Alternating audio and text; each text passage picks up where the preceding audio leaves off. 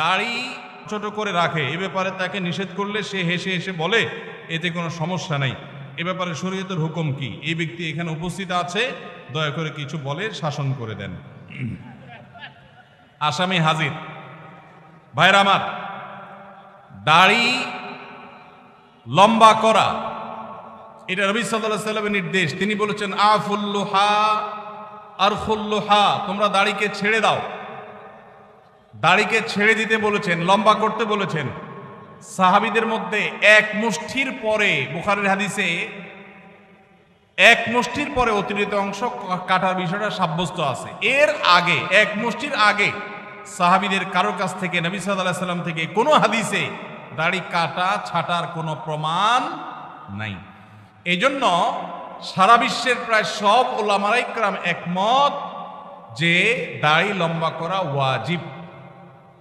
কিছু ইখতিলাফ আছে, আরবের কিছু আলেমদের ভিন্ন মত আছে। বেশিরভাগ আলেমদেরই মতে হলো দাড়ি লম্বা করা কি ওয়াজিব। ইজিপশিয়ান কিছু আলেমদের ভিন্ন মত আছে, আরো কিছু আলেমদের ভিন্ন মত আছে। বাকি মেজরিটি আলেমদের মত হলো ওয়াজিব। আমরা বলি দাড়ি রাখা সুন্নত, সেটা সুন্নত এই অর্থে নবীজিও দাড়ি রেখেছেন, সেই হিসাবে সুন্নত, কিন্তু তিনি নির্দেশ করলে সেটা কি হয়ে যায়, সেটা আমভাবে ওয়াজিব হয়ে যায়, সেই হিসাবে দাড়ি রাখা ওয়াজিব। অতএব ভাই, যদি কেউ মনে করে দায় না রাখলে সমস্যা নাই, তার কাছে সমস্যার ডেফিনিশনটা কি, সংজ্ঞাটা কি?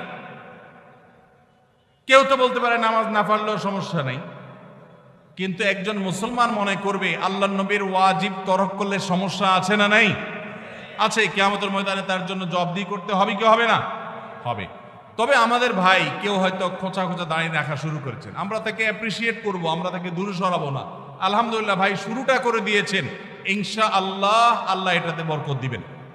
আমরা তাকে এটাকে লম্বা করার জন্য নসিহা করব। তবে সেই সাথে এটাও আমাদের মাথায় রাখতে হবে, দাড়ির চাইতে অনেক ইম্পর্টেন্ট নির্দেশ আছে আল্লাহর, যেগুলো আমরা অহরহ লঙ্ঘন করি। আছে না নেই? এটা শুনে আবার বেদাড়ি আল্লাহ একটু খুশি হয়ে গেছে, যাক আমাদের পক্ষে একটু আসলো। ভাইরা আমার, দাড়ি রাখা ওয়াজিব, সেটা নিয়ে কোনো আলাপ নাই, সেটা নিয়ে কোনো ছাড় নাই।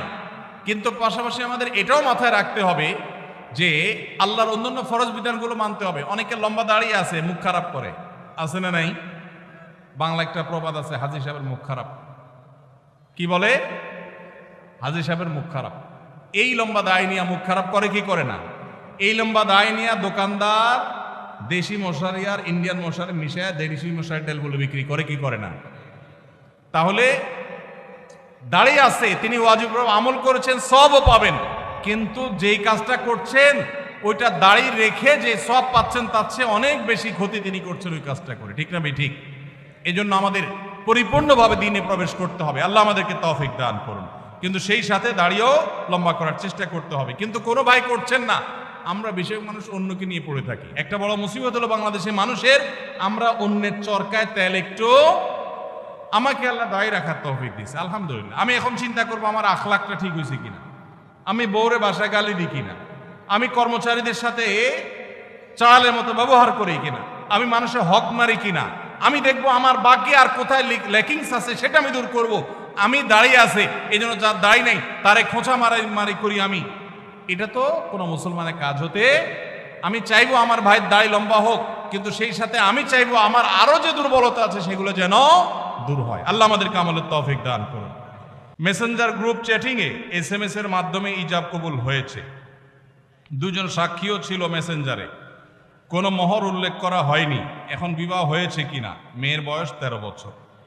আজকাল আমাদের অনেক যুবকরা আল্লাহর শরীয়তের সাথে তামাশা করে। তামাশা, এগুলো আল্লাহর শরীয়তের সাথে কি তামাশা। দিন কোনো ফাইজলামির নাম না ভাইরা আমার, সিরিয়াস ইস্যু। অনেকে আল্লাহকে সাক্ষী রেখে বিয়ে করে। এটা হলো অতি ভালো সাজা। অতি ভালো সাজা তো চোরের আলামত। এত মানুষ থাকতে, আল্লাহর বান্দা থাকতে আপনি আল্লাহরে কেন সাক্ষী বানাচ্ছেন? এই বিয়েগুলো বিশুদ্ধ নয়, এগুলো বিশুদ্ধ নয়, এগুলো জেনা হবে। বিবাহের জন্য দুজন সাক্ষীর উপস্থিতি, ইজাব কবুল থাকতে হবে। এই মেয়ে, বাচ্চা মেয়ে, তার বাবা কোথায়, মা কোথায়, অভিভাবক কোথায়, কোথাকার মেয়ে, জেনা করতে গিয়ে অনেক যুবককে শয়তান নেক্সট সুরতে ধোঁকা দেয়। তারা মনে করে আমরা হালাল করছি, অথচ তারা জেনায় লিপ্ত আছে। আল্লাহ আমাদের যুবক ভাইদেরকে হেদায়েত দান করুন। এগুলো জায়েজ নাই ভাই। কোনো ব্যক্তি যদি তার সম্পত্তি 5 জন সন্তানদের মধ্য থেকে একজনকে বাদ দিয়ে 4 জনকে লিখে দিয়ে দেয়, সে ব্যক্তি মারা গেলে তার জানাজা নামাজ পড়া যাবে কিনা? ভাইরা আমার, আমাদের দেশে অনেকে এই কাজটা করেন, তেজ্যপুত্র করেন। প্রচলিত আইনে তেজ্যপুত্র কোথাও থাকতে পারে, কিন্তু ইসলামে তেজ্যপুত্র বলতে কোনো কিছু নবী করিম সাল্লাল্লাহু আলাইহি সাল্লাম পরিষ্কারভাবে নিষেধ করেছেন। কোন মুসলমান অন্য মুসলমানকে ত্যাগ করে চিরকালের জন্য তার সাথে সম্পর্ক ছিন্ন করে ফেলবে, এটা জায়েজ। লা ইয়াহিল্লু লিমুসলিমিন আন ইয়াহজুরা আখাহু ফাওকা 3 লায়াল।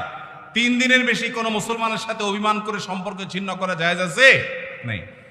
এখন সন্তান খারাপ, যত খারাপ হোক, আপনি সন্তানকে তথাকথিত তেজ্যপুত্র করলেন, করে কোনো সম্পদ দিলেন না, বঞ্চিত করলেন, আল্লাহর কাঠগড়ার আসামি হবেন। আপনার ঘরে জন্মগ্রহণ করেছে, অতএব আল্লাহর কোরআনের মিরাসের আয়াতের নির্দেশের আলোকে এটা তার প্রাপ্য হক হয়ে গেছে। হ্যাঁ, সে যদি মুরতাদ হয়ে যায়, ইসলাম থেকে খারিজ হয়ে যায়, তাহলে সেটা মানে আমিনাল ইরফ, বা সে পরিত্যক্ত সম্পদ থেকে বঞ্চিত হবে। কিন্তু মুসলমান আছে, আপনার কথা শুনে না, আপনার খায় খেদমত করে নাই, আপনি সে অজুহাতে তাকে কিছু দিলেন না, বাকি সন্তানদেরকে দিয়ে দিলেন, আল্লাহর কাঠগড়ায় আসামি হতে হবে, জায়েজ হবে না। এখন এইটা যদি কোনো লোক করে, জীবদ্দশা দিতে চায়, তাহলে সমান হারে দিতে হবে। এক সাহাবী নবীজিকে এসে বলছেন, ইয়া রাসূলুল্লাহ, আমার সন্তানকে অমুক ছেলেকে আমি এটা দিয়েছি। নবী সাল্লাল্লাহু আলাইহি সাল্লাম বলেছেন, বাকি সবাইকে দিয়েছো? বলেন না, দেই নাই। তখন নবী সাল্লাল্লাহু আলাইহি সাল্লাম বলেছেন, ইত্তাকুল্লাহ ওয়া আদিলু বাইনা আওলাদিকুম, আল্লাহকে ভয় করো আর সন্তানদের মধ্যে সমতা বজায় রাখো। এই জন্য ভাইরা, এই জুলুম করা যাবে না। ইসলাম আমাদেরকে সাম্য এবং ইনসাফ শিখিয়েছে, সেটা আমাদের সব ক্ষেত্রে করতে হবে। এমনকি শত্রু হলে তার সাথেও আমাকে ইনসাফ করতে হবে।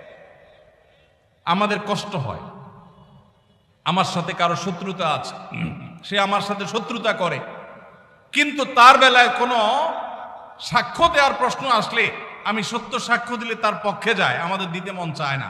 কিন্তু এই দেওয়াটাই হলো ইমানের দাবি। আল্লাহ বলেছেন, ওয়ালা ইয়াজরিমান্নাকুম শানাআনু কওমিন আলা আল্লাহ তা'দিলু ই'দিলু হুয়া আকরাবু লিত্তাকওয়া। কারোর সাথে শত্রুতা আছে দেখে আপনি ইনসাফ করবেন না, এটা জায়েজ আছে? এজন্য বাবাজিরা সাবধান, সন্তান সন্ততিদের মধ্যে কোনো প্রকার হেরফের করবেন না, এটা জায়েজ নাই। সেই সন্তান যদি খারাপ হয়, সে আল্লাহর কাছে দায়ী হবে, ভিন্ন কথা। তো আপনি তাকে সম্পদ থেকে বঞ্চিত করতে, হ্যাঁ, যেটা আপনি করতে পারেন, একটা সন্তান নেককার, মাদ্রাসায় পড়ে, দিনদার, ওকে একটু সম্পদ বাড়াই দিলেন তার দিনদারিতার কারণে, সেটা জায়েজ আছে।